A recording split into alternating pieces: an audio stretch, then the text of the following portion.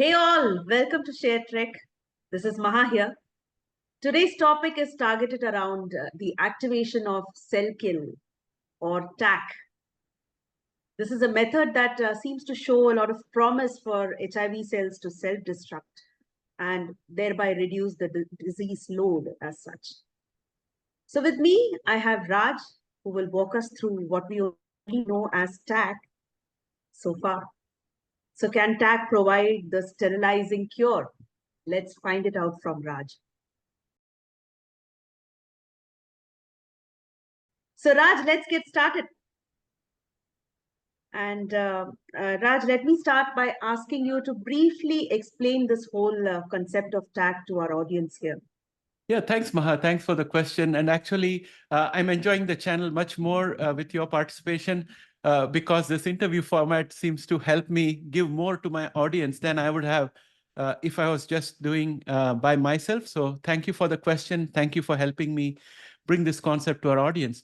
The concept of targeted activation of cell kill, which is the short form of that is TACK, T from targeted, A from activation, and C from cell and K from kill. So this is how we make all the abbreviations these days. And it originated from the discovery that certain drugs in the non-nucleoside reverse transcriptase inhibitor or NNRTI family, such as rilpivirine, these are all the ART that people already use. And it has been discovered that they possess a property called Tack alongside their primary function of inhibiting HIV's ability to transcribe its RNA into DNA. This secondary property of Tack induces a chain of events within the cell, leading to the self-destruction of HIV-infected cells. Tack drugs have shown promising results in the laboratory experiments and studies in mice, demonstrating their potential as fast-acting and potent antivirals when used as part of antiretroviral therapy. Research into Tack drugs offer a lot of hope for developing novel HIV treatments that can target reservoir cells and potentially contribute to a cure for HIV/AIDS. So it's very promising, but it's in preclinical stage. Now, can you explain in detail how Tack drugs operate to kill these infected cells selectively? Yeah, so I would have wished to just say that much and do part one of the video and ask the audience to come back for part two, because it's a very heavy topic, but I think we have to have completeness. So I appreciate your question, Maha. Tack drugs function by capitalizing on a dual mechanism of action. Firstly, they inhibit HIV's ability to transcribe its viral RNA to create a HIV DNA. If a HIV DNA is not created, it cannot go and embed itself in the host DNA. So that way it is preventing the host DNA from getting infected by HIV. So that's the first action and a crucial step in the virus's replication cycle. And this primary function helps to suppress the viral replication and reduce the overall viral load in the body, which is essential for managing HIV. So we already know about this and it's an old story. However, Tack is the second action. It shows that the drugs possesses a secondary property known as targeted activation of cell kill.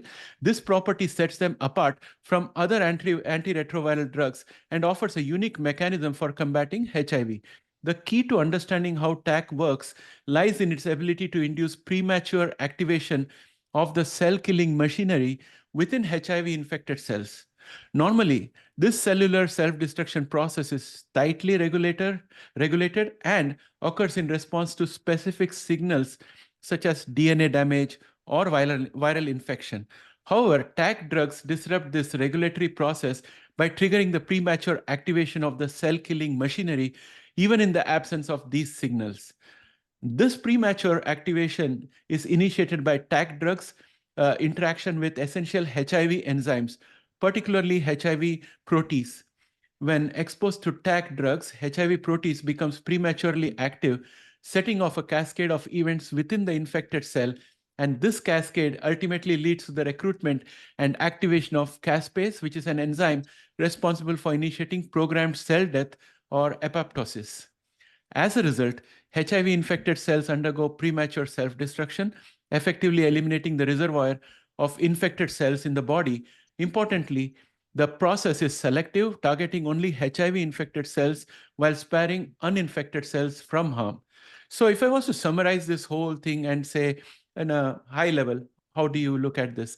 So in summary, I would say Tack drugs exert their antiviral effects through a dual mechanism. First is the inhibition of viral replication and induction of premature activation of cell death pathways within the HIV infected cells. This unique mode of action holds the promise for development of novel and potent treatments for HIV. So that's how I would say that. And one of the most important things to note here is that it doesn't go and do random killing of cells. Otherwise, people will be dead as soon as they get this therapy. It selectively targets only HIV-infected cells because it cannot initiate the caspase chain reaction without the HIV protease. Healthy cells do not have HIV. So in healthy cells, this chain reaction cannot be triggered by this drug. So this is an elegant search and destroy method.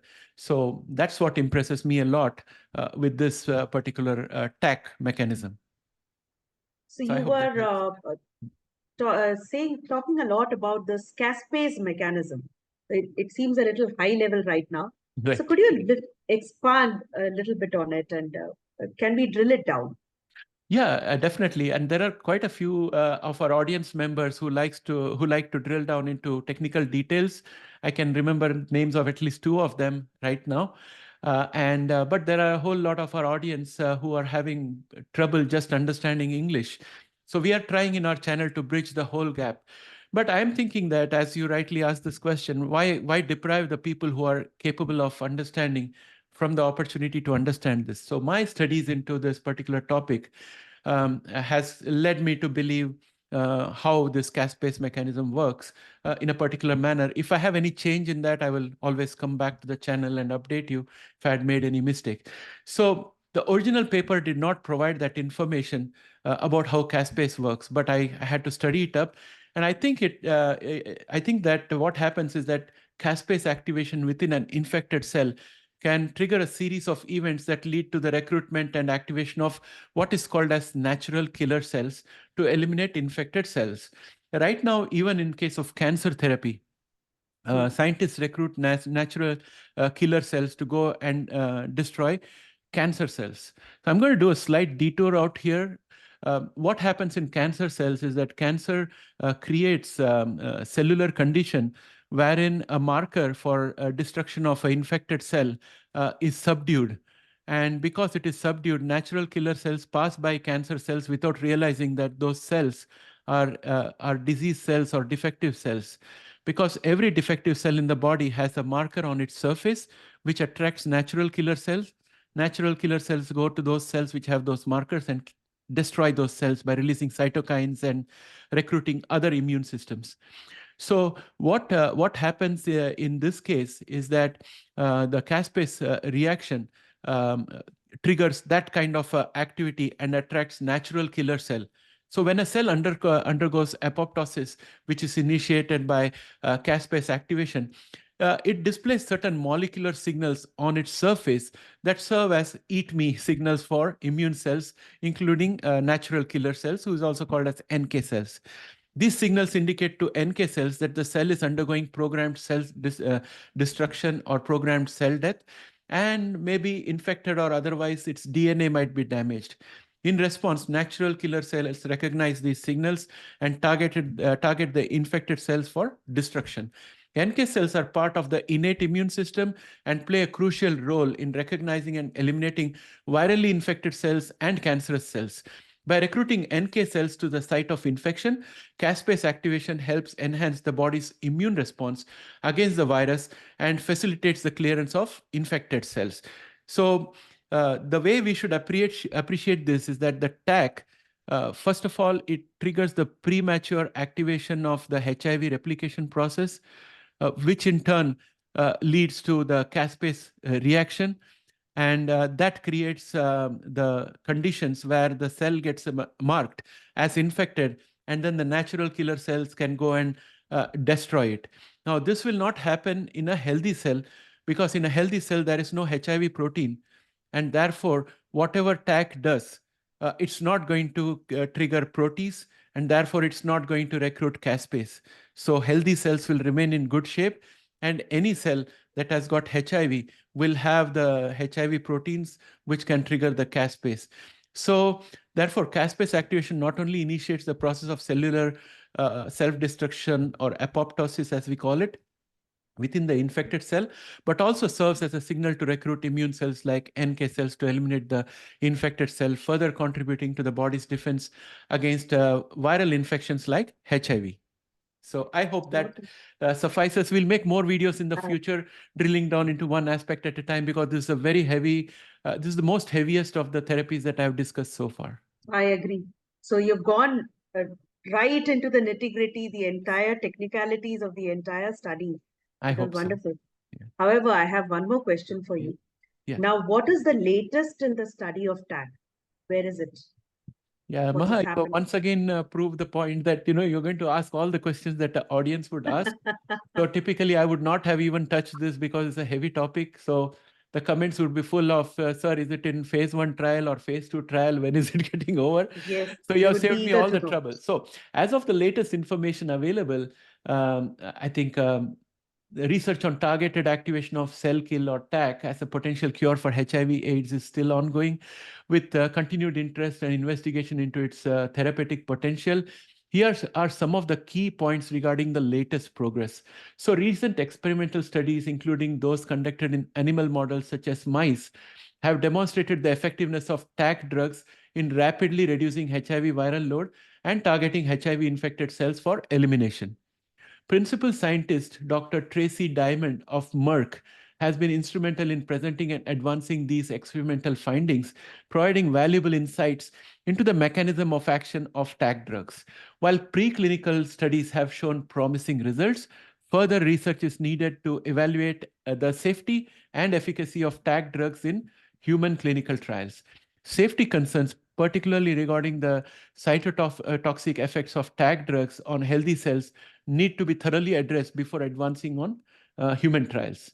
So researchers, including Dr. Liang Shan of Washington University in St. Louis, are exploring the possibility of combining Tack drugs with other therapeutic agents such as DPP9 inhibitors to enhance the antiviral effects and minimize potential side effects. Studies have shown synergistic effects when Tack drugs are combined with other compounds, highlighting the potential for combination therapies in HIV treatment. But despite the promising results observed in preclinical studies, I personally think several challenges remain in the development of Tack-based drugs for HIV cure. These include the need for more extensive safety testing, optimization of the drug delivery methods, and addressing potential drug resistance mechanisms. Future research efforts led by scientists like Dr. Tracy Diamond and Dr. Liang Shan will likely focus on overcoming those challenges and advancing Tack-based therapies towards clinical use. Overall, while Tack drugs represent an exciting avenue for HIV cure research, further studies led by prominent scientists like Dr. Tracy and Dr. Lang are needed to fully understand their therapeutic potential and develop safe and effective treatment strategies for individuals living with HIV.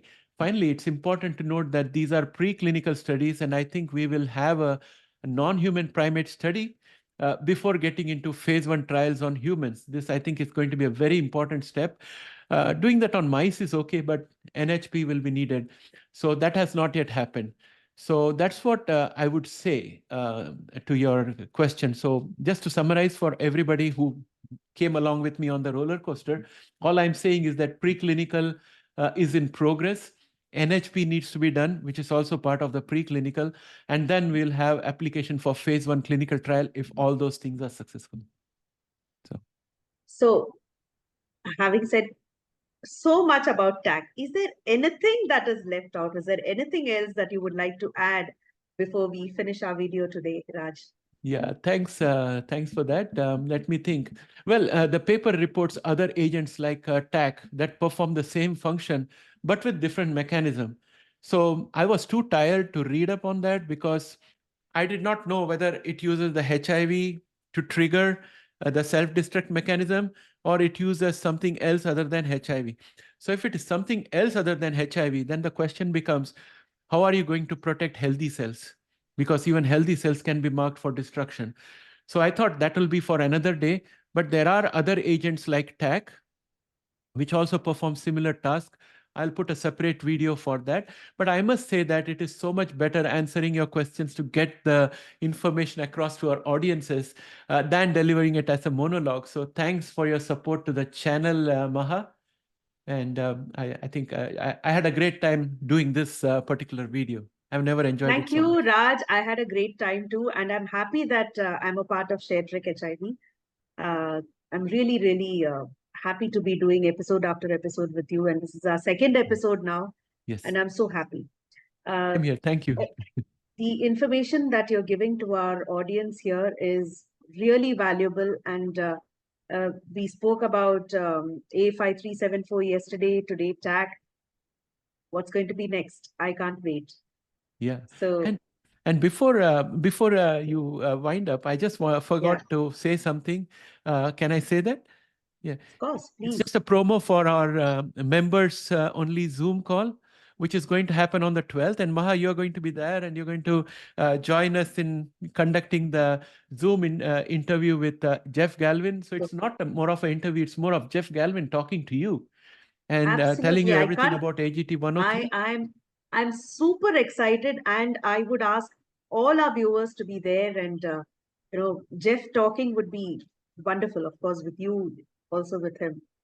I'm really looking forward to it. Yeah, same here. And I've told Jeff, I mean, we had a discussion yesterday, and I told Jeff, feel free. It is your meeting. It's our inaugural members only meeting, but you're the guest of honor. You're going to inaugurate it. So you're going to take center stage.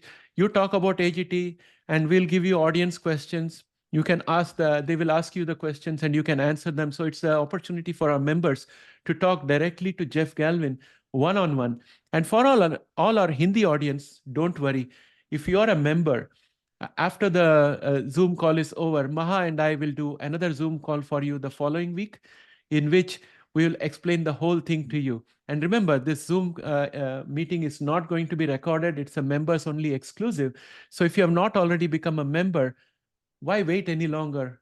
Join us today, become a member today, because 12th is not too far off. So before 11th, become a member and help us show a good showing to Jeff Galvin. Let him know that we are very serious about a HIV cure, and we want him to deliver the cure. Let us make him more accountable to bring us the cure. So, Raj, we are talking about our Hindi viewers, and we are not speaking in Hindi to them. So that is injustice to them. I'll leave it to I you. feel. So, even in the last video, I saw a lot of comments saying, "Sir, ये video आप हिंदी में बनाइए." तो मैं आप सबको कहना चाहती हूँ कि आप सब हमारे Zoom कॉल में इस जेफ के साथ जो Zoom कॉल होने वाला है, उसके बाद का जो Zoom कॉल होगा, उसमें आप सब शरीक हो जाइए। हम आपकी सारी जो क्वेश्चंस हैं, हम उसको बेहतर तरीके से उसकी रिस्पॉन्स हम लोग देंगे, और उम्मीद है कि आप सब बड़े नंबर्स में आएंगे और उस Zoom कॉल में शरीक होंगे।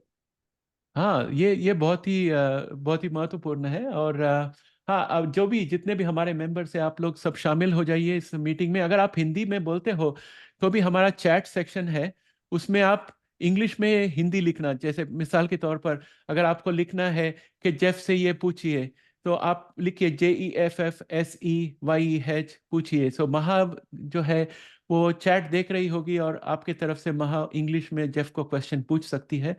और जैसे महा ने कहा, अगले हफ्ते मेंबर्स ओनली में हम हिंदी में आपको सब बता देंगे कि जेफ ने क्या कहा था, और जितने भी सवाल थे उसके क्या जवाब थे, वो सब हम आपको बताएंगे। आप शामिल हो जाइए। एग्जैक्टली। और हमारा आपसे वादा है कि कोई भी प्रश्न, चाहे कितना भी सिल्ली क्यों ना हो, मतलब आपको लगेगा कि ये मैंने क्या बेतुका सवाल पूछ दिया, ऐसा कोई भी सवाल नहीं है जिसका आपको आंसर नहीं मिलेगा। ये मेरा और राज का वादा है, राइट? लेकिन बहुत क्रेजी सवाल नहीं पूछना ना। नहीं, yes, good that you clarified. Yes, that is also because we have some crazy questions coming in which are not vegetarian. Okay, absolutely. So I think we are done, right? Yes, thank you, Raj. Okay, thanks a lot, guys, and thanks, Maha. We'll finish the video here, and I'll catch up with you guys. Both of us will catch up with you in the next video. Bye for now.